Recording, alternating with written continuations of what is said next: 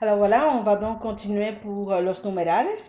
Oui, la capsule de tantôt était quand même un petit peu plus longue, donc on va y aller. On continue à la page 36 du cahier de notes de cours et on va parler de la règle 3 où finalement on a un patron pour faire les centaines.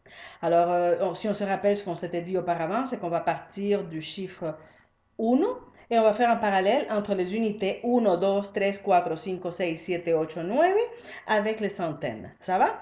Et puis, on sait tout de suite qu'il y a des irrégularités à l'intérieur de ce patron de création de centaines et on va s'attarder sur les irrégularités seulement à la fin.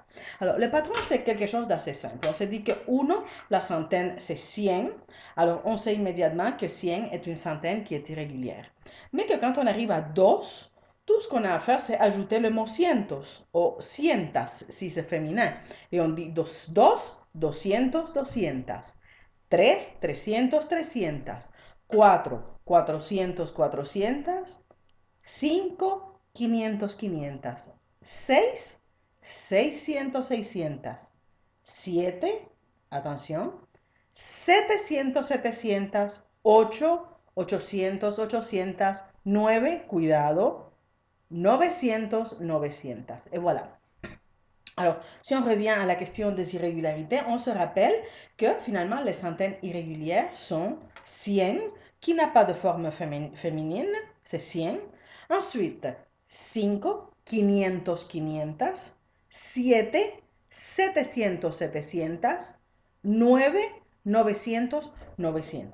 Alors, je pense qu'il faut se rappeler qu'il y a un patron et qu'il y a donc quelques exceptions qu'il faut observer, dont 4. 1, 5, 7, 9, 100, 500, 700, 900.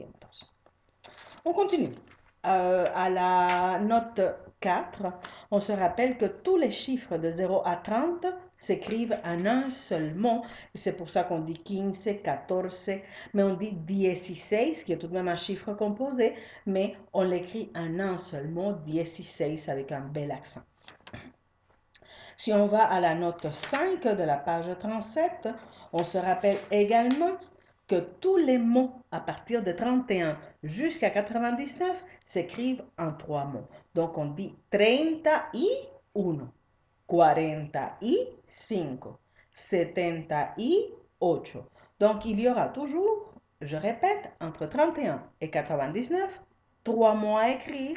Au milieu, ça sera donc la conjonction I, le Y. Et voilà pour la note 5 qui est aussi très très importante au niveau de l'orthographe des chiffres. Si on parlait de l'accent, alors si on parle de l'accent des chiffres, il faut se rappeler en fait que on applique les règles d'accentuation aujourd'hui, vous les connaissez. Mais quand on écrit des chiffres, ça serait peut-être même pas trop difficile de simplement mémoriser quels sont les chiffres qui portent un accent, parce qu'il n'y a pas tant que ça. Donc, il y a 16 avec un accent sur le E, il y a 22 avec un accent sur le O, il y a 23 avec un accent sur le, sur le E, 26 avec un accent sur le E de 6, et il y a ensuite un million qui s'écrit M-I, E-O con acento N. Alors, voilà. Si on va donc à la règle 7, on se rappelle que 100 va apocopar. Encore la règle de el apocope, toujours quand il est devant un nom. Alors on dit 100 niños, 100 niñas. Mais qu'à partir du moment où 100 est atteint, on va continuer à compter et on va dire 101, 102, 103 et que ce sera toujours au masculin. Ce n'est qu'à partir de 200 que les centaines sont variables. Alors on va dire 300 mujeres, 300 hombres. On va dire 400 rosas, 500 claveles. Alors les centaines à partir de 200 sont variables en genre. Écoutez, Je pense que c'est pas mal tout ce qu'il faut se rappeler par rapport aux chiffres. N'oubliez pas que c'est orthographe exacte.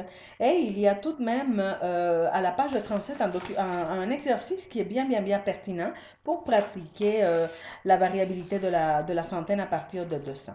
Moi, je vous conseille fortement de le faire et je pense que pour pratiquer les chiffres qui sont longs, il n'y a rien de plus utile que la page 39 qui vous permet de lire finalement de gauche à droite pour dire des choses comme 1984, 1959, donc des chiffres qui sont un petit peu plus longs. Oui, il y a toujours un petit problème qui revient souvent dans les examens, c'est comment vous écrivez un million. Regardez ça. Et comment vous écrivez 1000 en espagnol. Donc, si vous regardez comme il faut, la page 39, vous allez avoir la réponse à cette énigme. Alors voilà, c'est fini pour les chiffres. Bye.